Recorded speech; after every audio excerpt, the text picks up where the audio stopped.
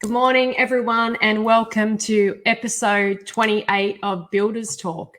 And last week I was talking about what we can do to make changes and put our business in a better position and what we can put in place to, achieve that. So I was talking about the precursors that lead to business demise and what we can do to minimize the impact and detect changes early enough to make adequate changes in our business. And I was looking at some of the statistics that ASICS had put out, and they'd nominated the 5, causes of business failure in Australia, which was inadequate cash flow, poor strategic management, trading losses, poor financial control, and undercapitalisation. And today I'm going to talk to you about the strategic management. So strategic management is the ongoing planning, monitoring, analysing, and assessment of all the necessities and organisations, such as your building company, needs to meet its goals and objectives. And planning helps you make logical decisions and develop goals quickly. And I guess you need a framework around that so you can logically make decisions and develop those goals. It helps, hi Larissa, how are you going? It helps you keep pace with technology, changing market conditions, and can help you get a competitive advantage. We need to constantly assess our business strategies. Every day our environment changes, especially in custom building. There are so many variables that come into play, and every home we build is different. There's no consistency in what we build. Project builders have a bit more of a benefit of being able to consistently build the same home or have the same processes. But when you're building a custom home, every house is usually different. So there's not really that consistency that's easy to plan around and keep moving jobs forward. It's difficult for us to create routines and schedules that work for all the multitude of factors that us builders have to tackle on site each day. So what can we implement in our building businesses to combat that ever-changing environment? What type of systems and processes can be deployed? So everyone talks about having a plan or a goal. They talk about long-term goals and short-term goals. They'll talk about, breaking them down into maybe a 90-day plan. But what happens when we commit to a 90-day plan? So similar to what happens when we make a New Year's resolution, we often break that commitment to ourselves. We want to set ourselves up with the right conditions to be able to succeed and to, make that 90-day plan come into fruition. So in order to succeed, and why most people's New Year's resolutions are broken, is because they are not specific enough. We often set a goal that is too vague. We need something to hold us accountable. We need some way of making the goals measurable so we can see progress towards our goals. Like when you want to lose weight, we jump on the scales every day, and hopefully we watch the kilos tick down. Often they might go up. And often in business, we set out what we want to achieve in that 90-day plan, but we don't set up a framework around it to make this plan work. So this plays into the hand of poor strategic management. We want to ensure that we have good strategic management, as this fuels our success and the continuation of their business into the future. So at the moment, with the current COVID environment we're working in, a good strategic plan probably needs to be something that is at the forefront of our businesses. I'm sure most builders at the moment, the strategic management has gone by the wayside, and we're all operating in survival mode.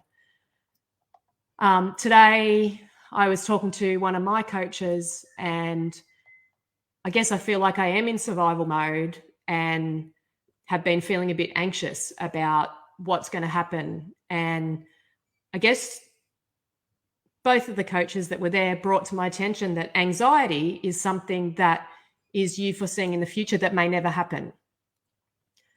And I have heard this before, and often you need to be reminded that anxiety is, just me thinking, is our company going to stay afloat? Are we going to lose our business? What's going to happen? And some of those things won't come to fruition. And we need to be able to put in a strategy to be able to mitigate something that you may think might happen in the future. You know, at the moment, you're probably having to constantly reschedule your project timelines, constantly having to negotiate prices with suppliers as prices are increasing well over a profit margin, and a lot of builders haven't allowed this within their fixed price contracts. You know, I'm having to deal with clients not being forgiving to the current situation and having to constantly communicate extensions of time due to material shortages and trade delays. And unfortunately, some clients don't care about the situation that builders are currently in. And, you know, it is disappointing to us because these things are really way out of our control. We can't control what is happening in the market at the moment. And this is what's causing some of the anxiety because we don't know. We can't predict. We haven't got not really powers, but we don't have the powers that we may have been able to have before. You know, our trades are that busy that the loyalty doesn't seem to matter. They're just chasing the money. You know, you don't have that ability to maybe put a bit of pressure on them and say, look, I really need you to be on site on this day, because they're dealing with that from all builders that they possibly currently work for. And it's making it hard for the builder to know how to program his jobs. You know, my husband feels like he has to leave gaps within the program schedule now. You know, he can't rely on the fact that the painter's going to show up when he said he was going to show up. So instead of then booking in the next trade right after that, he's having to leave a week buffer to allow for that shuffle within the schedule. So it's blowing the timeframes out, you know, not just a little bit, it's blowing them out a lot because there's no reliability within the industry at the moment. And I guess that could be what's causing the anxiety, not only for me, but I'm sure that's happening for a lot of other people. And to have, that time just to step back and go, okay, what am I dealing with here at the moment? What steps could I put into place that I've never had to put into place before? But what could I try and put into place that'll give me some sort of focus to move forward confidently in what I'm doing at the moment? So, you know, take that step back. You need to stop. We all need to stop operating in scarcity at the moment, you know, and start to operate in like more an abundance mindset. And every business owner has a different reason that they started their business. And what was your reason? You know, this is one of the first goals you may need to revisit, to reset your mind, to start to re-engineer your business strategic goals. You know, you also have to have the courage after making the commitment to the goal you set for your business. You know, often when setting a big goal for the future, we don't know how we are going to achieve them. And we might need to acquire new capabilities to achieve that goal.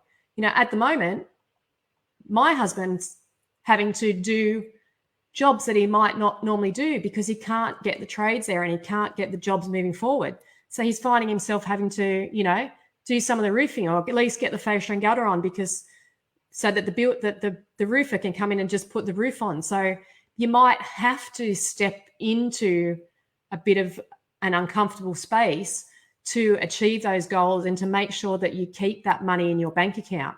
You know, what is there something that you normally wouldn't do that you potentially could do that would give you the ability to claw back some of those price increases that you may have been having to deal with? So you need to have the courage to think outside the box.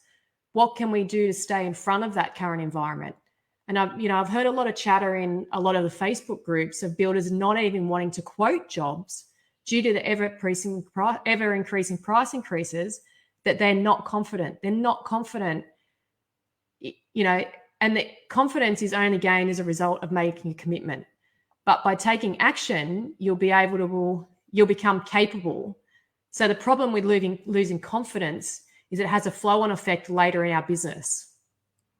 At the moment, we've all probably got enough work for a minimum of, you know, the next 6 months. But what will happen if you keep stalling or procrastinating on pricing those next lot of jobs you've got sitting on your desk?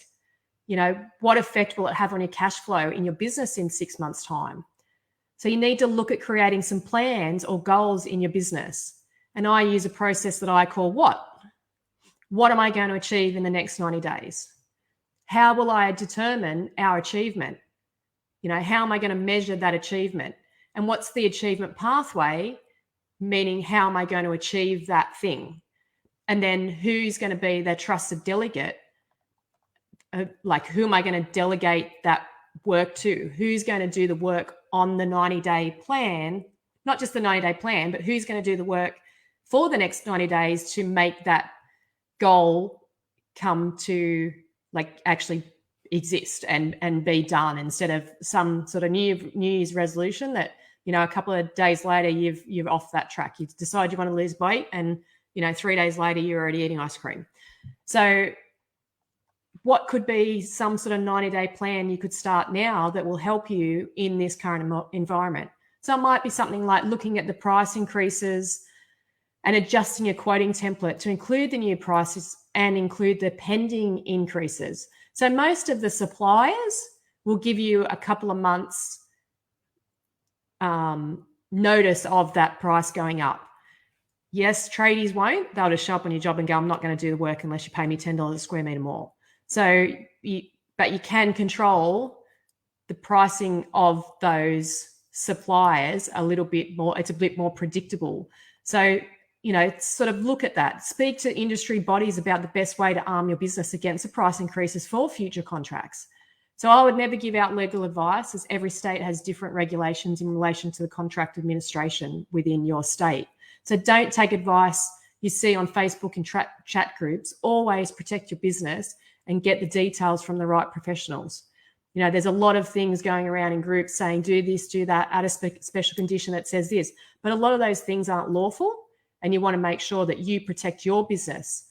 Don't worry about anyone else's business. Protect your business. So be specific about what you want to achieve. For example, update your quoting template with the new prices. So how will you measure that you've achieved that goal or plan? And that might be, you'll know you've achieved this once you've started using the updated template.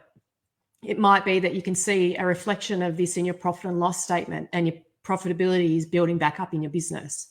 So who are you going to delegate this process to?